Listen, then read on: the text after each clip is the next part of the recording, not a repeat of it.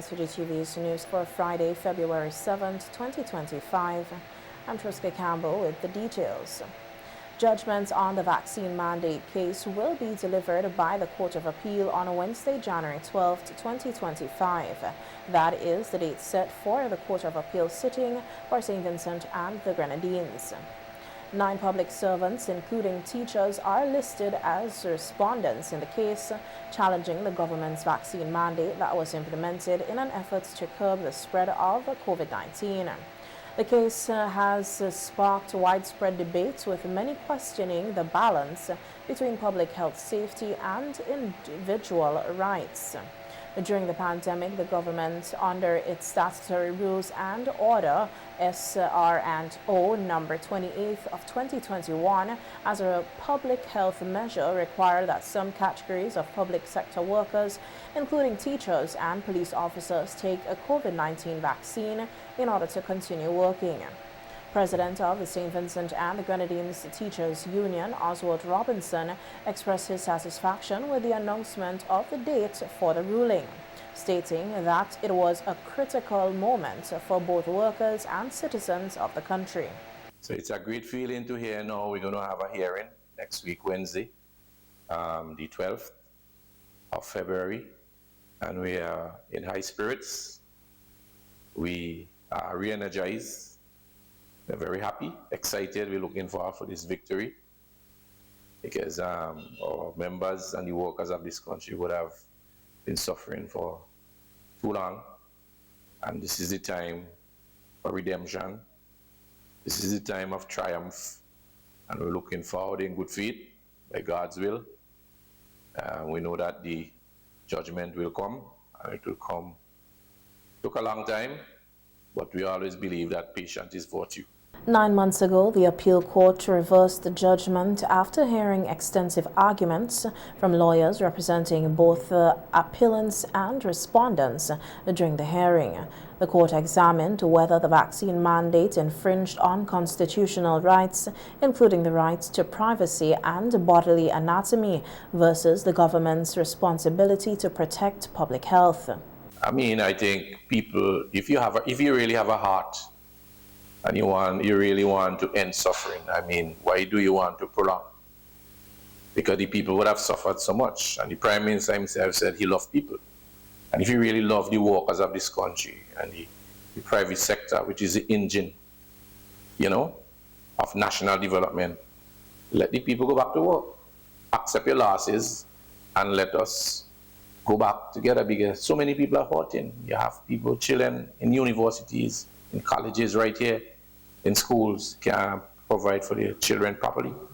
The mortgages, the insurance, and the list goes on and on. People are suffering. People are emotionally disturbed. There's a psychological impact. In fact, there are some workers who don't trust the government anymore, that they wouldn't want to go back under the control to work. They need their monies, they need their benefits. Prime Minister Dr. Alf Gonsalves had indicated in his contribution to the 2025 budget debate that he would like to see the case reach the highest court, as it would provide valuable guidance for future governments. He emphasized that the ruling would help clarify how to handle similar situations in the future, particularly in emergencies that require public health interventions. With the general election approaching, leader of the opposition New Democratic Party, Dr. Godwin Friday, emphasized the importance of the upcoming polls, noting that over the years his party has been preparing for this crucial decision, which the Vincentian people will have to make. Dr. Friday made these remarks while addressing a town hall meeting last evening at the NDP's headquarters in Kingstown. We have the opportunity to decide where our country goes. And you might think, well, it goes for the next 5 years and so forth. But the choice that we make now could affect us for a very, very long time to come. We have seen what the ULP has to offer. I mean, they've been in government for 24 years. What they have done in the past is what they will continue to do in the future. The people throughout the country have told me and tell my colleagues that they're not happy, they're not satisfied with what the ULP have done while they have been in office. If they were to continue after the next election, the situation would only get worse. It cannot get better. Because they will be emboldened to think that they could do whatever they like and that nobody could stop them.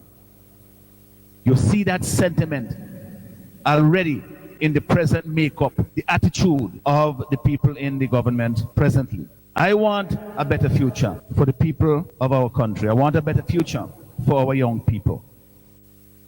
I want them to feel that St. Vincent and the Grenadines is a land of promise and opportunity, and that they have a government that puts them first.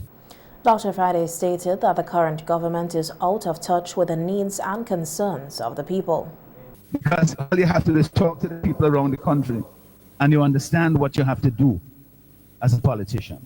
It is when we get carried away with our own views, as I said, and we get caught up in our own ideas as to what we think ought to be done, and we complicate things with the language we use and the concepts that we attempt to present, that things get spun out of control. But when you talk to ordinary people, you meet them where they are, you let them know, you understand the concerns that they have, that you bring hope for them.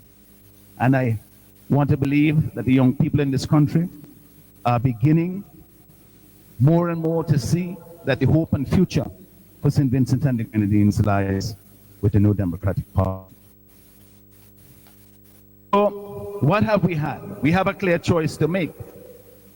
We have had a European government that's been in office for 24 years. Where are we now?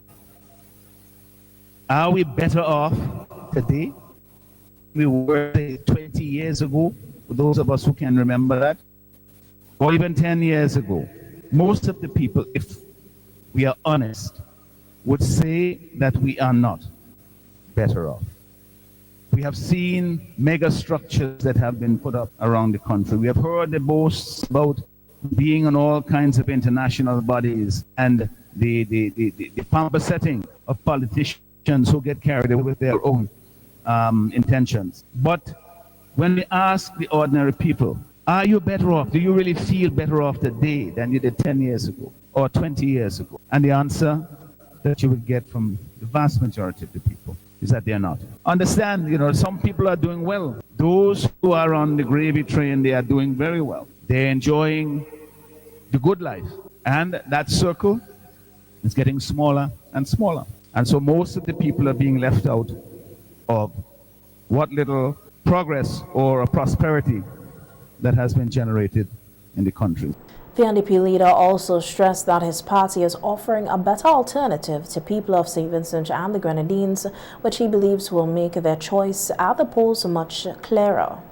The point is this: you can't have a country, you cannot have a successful country that doesn't have a functioning economy. Begging and borrowing is not a substitute for a functioning economy. When you borrow money, you have to invest it in something. When you beg and somebody give you money, you have to invest it in something. And that something has to produce the goods and the services that generates the wealth in our country. That's how you build an economy. But some people feel that you go away and you borrow some money and you come back and you can share it out and that's enough. And so we have a situation where agriculture under this present administration has declined. It now accounts for like 4.6% of the gross domestic product. We have said that we will rebuild agriculture because we believe that agriculture is an essential pillar of our economy. Our plan is outlined and set out in very simple to understand, but vitally important to appreciate that this is how the economy actually functions. We have the 4 pillars, that is to say agriculture, tourism, the blue economy, which is the fisheries sector, and we usually focus on 3 components of that in our plan. One is the fishing industry, which has vast potential in this country and completely mismanaged by this government. I don't have time to get into details here, but trust me on that. We also have the yachting sector, which we intend to rebuild. This year, there's been some rebound, and I've talked about that in the budget as well. I was happy to see it, but there is still a long way to go. And we also talk about rebuilding the Otley Hall Marine and Shipyard, which is a part of our seafaring industries. Those will generate a lot of revenue for our country and jobs for our people. And all of that is to support our 5 priorities, which you have told us, the people over the country have told us, these are our priorities. We want to have an economy that is working for all of us, that everybody benefits. We want to have better paying jobs. We want to have a healthcare system that we can trust. We want to have communities that are safe again from crime. And we want to have an infrastructure throughout the country that functions. The Central Water and Sewage Authority, the CWSA, is rerouting pipelines in the Copeland and Rose Hall areas after a landslide disrupted the distribution of water to North Leeward residents. CWSA is hopeful that no further landslides will occur, as this could dislodge the temporary pipelines. Lurks Pubs the Kid tells us more in this report. 2 weeks ago, this is where the landslide took place, where 200 feet below CWS's pipelines were damaged. Just above the landslide, there is a construction company carrying out roadwork to farmland. Most of the material came down, destroying trees in its path. The pipelines are a temporary fix, as any heavy movement or rains could lead to slippage of materials and dislodging the pipes. CWSA has since resorted to installing pipes on higher ground. What you're seeing behind me is really the start of the rerouting of the pipeline. It started just beyond us, so we are looking at 1,420 feet of pipe being laid across the road here. The supervisor in charge here, Jackson, he's doing a great job, always does a great job. And so we are hoping that this project would be wrapped up as quickly as possible, bearing in mind weather conditions. This is an area, this is the mountain, so there's a lot of rain usually. And so we have to work against that from time to time. CWS's Public Relations Officer, Joan Ryan reported that there were already 3 land slippages within a short space of time. First, I'd like to just say what a mammoth task it was just to get the job done down the bank, on the bank side where you notice the land slippage took place. The guys worked late in the night, both times, well, 3 times, to ensure that water was restored to communities on the next day. And the communities that were affected were from Spring Village to Richmond. Meanwhile, one resident said they are affected by the water disruption, but have been patient. Yes, we have been, it's not the water authority fault. It's because works have been done on the road, and because of so much soil getting on the pipes, it caused the breakage and so on, and disruption. And so because they figure that they do not know probably the pipes are there, but pipes are coming from Hermitage all the way to these tanks. You have tanks in Jack Hill and in Belmont, so they have been breakage and water have been affected. The people of Rose Hall and North Leeward in a whole. Reporting for SVG-TV News, Larissa Pugsley-Kidd. Invest SVG has announced a number of new initiatives aimed at promoting investments in St. Vincent and the Grenadines. One of the key announcements made by Director of Export Nadine Agard Juliet at the Mix and Mingle event last evening is the Everything Vinci Expo, which will now be held at a new venue in Diamond. Chart the course ahead, I'm pleased to announce that the Everything Vinci Expo 2025 has found a new home right here on the Diamond Estate. It's 3.6 acres, and this venue will host approximately 150 domestic participants and about 150 regional participants.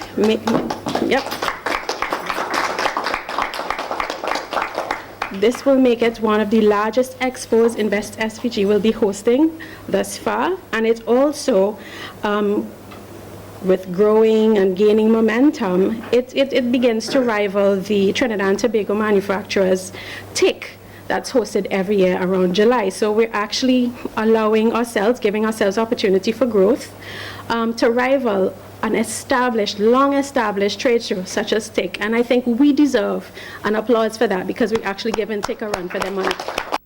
The export manager stated that Invest SVG will also be attending regional and international investment expos, expanding into many areas that would contribute to the country's development. Beyond our borders, Invest SVG, in collaboration with the SVG Tourism Authority, will proudly represent our nation at the World's Fair in Osaka, Japan, from April to October, this year. This global platform will allow us to highlight our tourism and destination services, financial services, and investment opportunities, placing St. Vincent and the Grenadines on the world stage as an attractive location for trade, investment, and tourism. In July, SVG is also expected to participate in the Trinidad and Tobago Investment and Manufacturing Convention. An export catalog will also be developed in conjunction with these efforts. Meanwhile, Executive Director of Invest SVG, Glenn Beach, said that increased engagement with businesses could be seen in 2025. But I think one of the things we have lacked over the years is that special relationship with the Vincentian public, forming that bond. Because as it was said by one of the speakers earlier, when we think of investment, we usually think of international, whether it's the Sandals, this Holiday Inn. We don't think of what is going on regionally, and we definitely don't think of what is taking place locally. And the local aspect of investment is so important, so much so that what Invest SVG does is lost to some of the Vincentian public. And this is the first press conference we're having, and we're hoping to engage with the Vincentian public a lot more, to form a closer relationship, to say exactly what we do, how we intend to help you promote your products. Nadine's position is a new one within the organization, and one that we consider very important. A house fire last evening in the French's area of Kingston claimed the life of an elderly man and left several others homeless. A news release from the police states that a fire personnel responded to the reports of a fire at a 60 by 40 two-story concrete and wooden house owned by Angelus Beebs Robinson, a resident of French's. Firefighters worked tirelessly to bring the blaze under control, but despite their efforts, the house was completely destroyed. Fortunately, no other houses in the vicinity sustained damage. The police further reported that upon revisiting the scene this morning, fire personnel discovered the remains of Angelus Robinson within the debris. A postmortem examination is expected to be conducted to ascertain the exact cause of death. The police also reported that the cause of the fire has not yet been determined and investigations are ongoing. When SVG-TV News visited the area today, a former occupant, Leslie Solomon, shared that he was not far from home when he learned of the incident. He expressed that the situation was devastating and he and others who occupied the house are now without a home. So the neighbor upstairs shouted and tell me, Jack, Jack, fire, fire, fire. And I just get standing, I just this way in the yard. Until I went down there, and they tell me to come scrape up something. Well, not really born from this up. Only the door there and thing, but I feel really bad. I think it's a cheaper place. And you have less time to live. So otherwise, I'm not still, ma'am. We always left with hopes. Zane Jackson, a neighbor, said he tried his best to prevent the fire from spreading, noting that there wasn't much he could do before the fire service arrived. In my porch, I hear something now go crack, like if something break. So when I look across now, I ain't see the fires yet, but when I look downstairs, it done red. So I did in my yard now, I say, boy, this whole place here going burn down. So I do so now I had a 50 feet hose, garden hose. So I take that. After taking that now, we're going to reach across. So I add another 50 feet to it and make that 100 feet and take some pressure now.